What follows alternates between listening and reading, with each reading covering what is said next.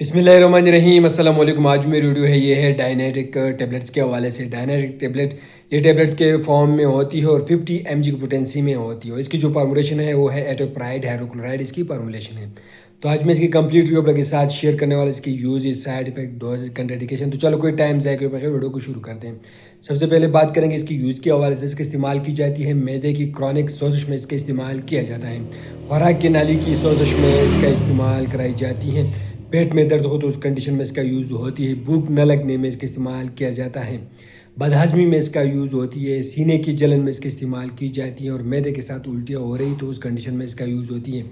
मैदे के दर्द के लिए इसका इस्तेमाल की जाती है। सीने की जलन हो रही है, बदहज़मी हो और मैदे दर्द के साथ उल्टियाँ हो रही तो उस कंडीशन में भी इसका यूज़ होती है। तो इस बेनिफिट्स के साथ इसके कुछ साइड इफ़ेक्ट भी हो सकती हैं। इसके इस्तेमाल से डायरिया हो सकती हैं, पेट में दर्द हो सकता है, कब्ज़ हो सकती है, भूख की मकदार जो है वो बढ़ सकती हैं, गनूदगी आ सकती है और सर दर्द हो सकती हैं।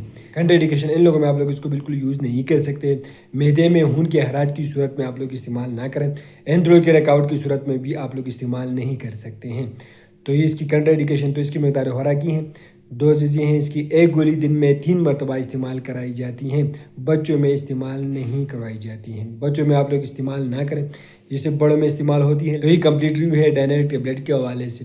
तो उम्मीद करता हूँ आप लोग की इन्फॉर्मेशन पसंद होगी। लेकिन मैं आप लोग एक बात बता दूँ कि सिर्फ मालूमात इन्फॉर्मेटिव वीडियो, जो मेडिसिन इस्तेमाल करते हो पहले अपने डॉक्टर से ज़रूर मशवरा करें। हम आप लोग सिर्फ मालूमात इन्फॉर्मेटिव वीडियो बना रहे हो, ये भी एक मालूमाती वीडियो है। तो आप लोग वीडियो कैसे लगे हमें कमेंट करें, हमारे वीडियो को लाइक करें, चैनल को सब्सक्राइब कर दीजिए, हमारे फेसबुक पेज को लाइक करें, अकाउंट को ज़रूर फॉलो करें। शुक्रिया।